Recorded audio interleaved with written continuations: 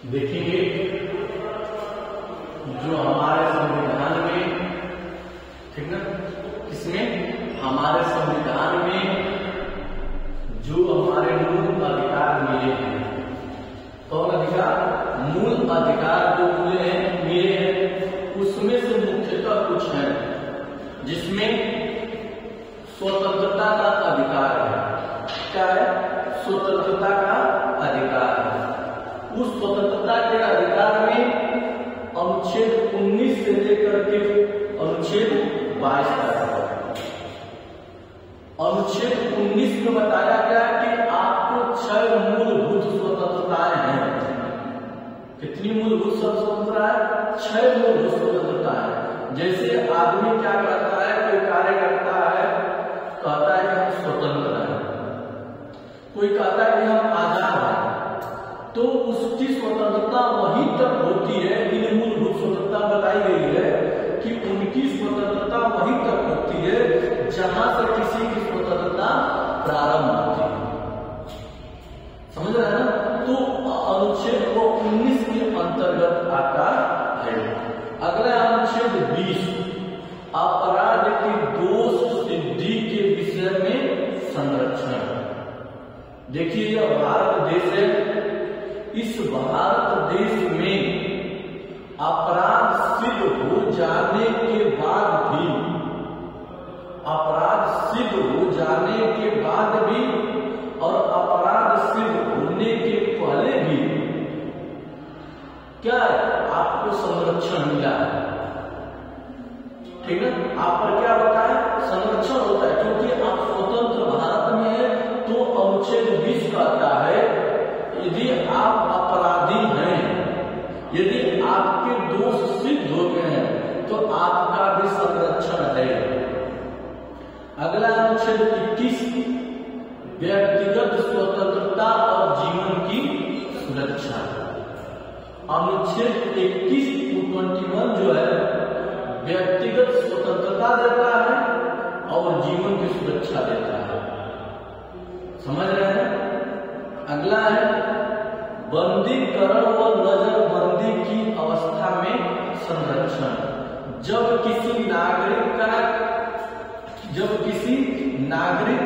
कोई नागरिक या किसी जेल में या किसी बंद है या किसी के अवैध किसी द्वारा किडनैप है, उसकी भी सुरक्षा हमारा अनुच्छेद कौन देता है? 22 देता है। तो हम कहने का तात्पर्य है कि हमें स्वतंत्रता का अधिकार मिला है। समझ रहे हैं? हमें स्वतंत्रता का अधिकार मिला है, लेकिन वो स्वतंत्रताएं दायरे में है। समझ रहे हैं? हमारी स्वतंत्रता कैसे में है? दायरे में है। हम दायरे में ही स्वतंत्र हैं। अगला है शोषण के विरुद्ध अधिकार। जब आपके प्रति चाहे किसी के प्रति अगर शोषण हो रहा हो, तो शोषण कई प्रकार के होते हैं। मानसिक शोषण होता है, आर्थिक शोषण होता है, शारीरिक शोषण होता है, बहुत तमाम प्रकार के शोषण है। अगर आपका किसी भी तरह से अगर किसी के द्वारा अगर शोषण किया जाता है तो आप उनसे यह कहिए कि आप 23-24 का विरुद्ध गलत कर रहे हैं, क्योंकि संविधान के अनुच्छेद में यह बात बताई गई है कि मनुष्यों के क्रय विक्रय एवं व्यवहार पर रोक। यदि मनुष्य किसी, जैसे बैंक है, बैंक से कोई व्यक्ति किसी प्रकार का लोन लेता है तो वह व्यक्ति का शोषण नहीं करता है। वह बैंक कहता है कि आपने जो बंधक में रखा था हम उसी में से जितना बैलेंस दिए हैं उतना बैलेंस हम लेंगे। समझ रहे हैं? तो यह व्यक्ति को शोषण नहीं कर सकते हैं, न व्यक्ति को क्रय विक्रय बेकार। जैसे कि कोई व्यक्ति काम कराता है, काम कराने के बाद उसको पैसा नहीं देता है, ये भी एक प्रकार का क्या है? एक अपराध है। समझ रहे हैं ना? जब ऐसा कहीं अपराध हो तो तुरंत आप उनको अनुच्छेद 23 की याद दिलाएं। अगला अनुच्छेद 24 बाल श्रम का निषेध।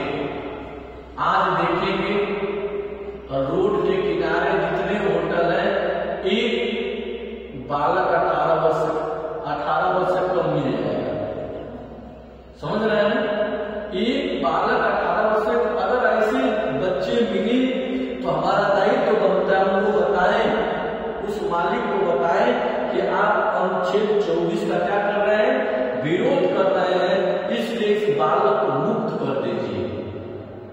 जब फिर हम आगे बढ़ते हैं धार्मिक स्वतंत्रता का अधिकार। देखिए हमें धर्म के विश्वतंत्र का अधिकार मिला है। कोई हमको यह कहे कि इन देवी को मानिए, इन देवताओं को मानिए, तुरंत कहिए कि देखिए आप अनुच्छेद 25 से लेकर 28 का विरोध करते हैं, क्योंकि कहा गया है कि धर्म, इसको धर्म अगर उसका मन करता है तो किसी धर्म को मानेगा। हाँ, ये अधिकार कोई अनुच्छेद नहीं देता है किसी धर्म की बुराई करे। ठीक है, तो अनुच्छेद 25 कहता है अंतःकरण की स्वतंत्रता। हम अंतःकरण से, अंतर्मन से स्वतंत्र हैं, किसी का दबाव हमारे मन पर नहीं है।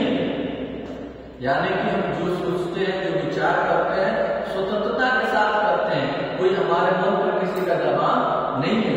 यदि हमारे ऊपर कोई दबाव बनाता है तो उनको बताइए कि आप अनुच्छेद 25 का विरोध कर रहे हैं। अनुच्छेद 26 धार्मिक मामलों के प्रबंध करने की स्वतंत्रता। अनुच्छेद 26 कहता है आप कृष्ण लीला करें, दुर्गा पूजा करें, लक्ष्मी पूजा करें, आप स्वतंत्र हैं, व्यवस्था करके आप पूजा पाठ कर सकते हैं, आपको कोई रोक सकता नहीं है। हाँ, लेकिन दायरा में ये नहीं है अनुच्छेद कहता है कि आप जो हाईवे चल रहा है उस हाईवे पर ही दुर्गा पूजा रख दीजिए, किसी व्यक्तिगत जमीन है उसी पर दुर्गा पूजा रख दीजिए। यह अनुच्छेद नहीं कहता। अनुच्छेद बस यही कहता है कि आप धार्मिक स्वतंत्रता, धर्म को मानिए लेकिन दायरे में रह करके मानिए। अगला है धार्मिक मामलों पर व्यय की गई धनराशि करना। देखिए हमारे देश का दुर्भाग्य है, हमारे देश का और हम लोगों का दुर्भाग्य है, जिस देश में धर्म पर किए गए पैसों का कर नहीं लगता है, लेकिन उसी देश में कलम, कापी, किताब, शिक्षा संबंधी जितनी वस्तुएं उन वस्तुओं पर कर लगता है। यह भारत ऐसा देश है। आप करोड़ों की संपत्ति धर्म पर व्यय कर दीजिए, आपको कर से मुक्त रहेंगे। लेकिन प्यारे बच्चों, जैसे ही आप पढ़ाई की बात करेंगे, शिक्षा की बात करेंगे, तो वहां आपको टैक्स पर टैक्स देना होगा, क्योंकि 2 टैक्स हमको देना पड़ता है। एक स्टेट SGST होता है, एक CGST होता है। एक राज्य सरकार कर लेती है और एक केंद्र सरकार कर लेती है, लेकिन इस धर्म वाली व्यवस्था पर कहीं कोई कर नहीं है। इसलिए हम ऐसे भारत में रहते हैं जहां शिक्षा पर जो मूलभूत आवश्यकता है, शिक्षा पर, स्वास्थ्य पर हम कर देते हैं, लेकिन धर्म नामक चीज पर हम कर नहीं देते हैं, वहां कर मुक्त कर दिया जाता है। समझ रहे हैं ना? तो कहने का तात्पर्य हम भारत देश में रहते हैं और भारत देश की व्यवस्था है, उस व्यवस्था को हमको मानना है, क्योंकि हमारा संविधान कहता है जो बातें बताई गई अगर उस दायरे से बाहर गए तो आप उस अनुपालन के, आप उस के अपराधी माने जाएंगे। अगली बात है राजकीय शिक्षा संस्थाओं में धार्मिक शिक्षा का निषेध। अनुच्छेद 28 कहता है कि अगर किसी राजकीय विश्वविद्यालयों में अगर धार्मिक पाठ पढ़ाया जाए तो आप वहां विरोध कर दीजिए तुरंत। कहिए कि आप अनुच्छेद 28 का विरोध कर रहे हैं, क्योंकि हमारा संविधान कहता है कि आप किसी भी संस्थाओं में धर्म को नहीं ला सकते, आप किसी भी संस्थाओं में धर्म को नहीं ला सकते हैं। इसलिए आप इस अनुच्छेद का विरोध कर रहे हैं। अगर आप इसको बंद नहीं करेंगे तो हम जाकर के आपके खिलाफ ये बातें बताएंगे। समझ रहे हैं ना प्यारे बच्चों? अगर यह संविधान हमको इन सारी बातों का अधिकार नहीं देता तो आज हम लोग उस राजतंत्र में अपना जीवन यापन करते, हमारे जीवन जीने की जो व्यवस्था होती बड़ी दुर्व्यवस्था होती। हम किसी के अधीन में सांस लेते, किसी के अधीन में मजदूरी करते, हम किसी के अधीनता को स्वीकार करते, लेकिन बाबा साहब द्वारा निर्मित यह संविधान हमको हर एक पहलुओं पर आजादी दे रखा है, स्वतंत्रता दे रखी है कि आप स्वतंत्र हैं, आप भी ऐसे कार्य करें, आप भी उनके बराबर हो सकते हैं। इसलिए हमको और आपको उस संविधान को अक्षर पढ़ना चाहिए, अध्ययन करना चाहिए, ताकि हम अध्ययन करके अपने समाज को, अपने परिवार को बातें बताएं, जिससे कि इन बातों को जाने, और जहां ऐसा शोषण हो उस शोषण से हमको क्या कराएं, मुक्त कराएं। ठीक है, तब आगे हम लोग बढ़ेंगे और हमको स्वतंत्रता मिली है, उस स्वतंत्रता के बारे में जानेंगे, क्योंकि जो मूल अधिकार है लगभग कितने अनुच्छेद तक है, 32 ना, कहां तक है, 32 तक है। शुरुआत कहां से हुआ, 14-12 से ना, ठीक है। जब शुरुआत हुआ 32 तक हमको स्वतंत्रताएं मिली है, उन स्वतंत्रताओं के अनुसार अपना जीवन यापन करते हैं और करेंगे। ठीक है, धन्यवाद।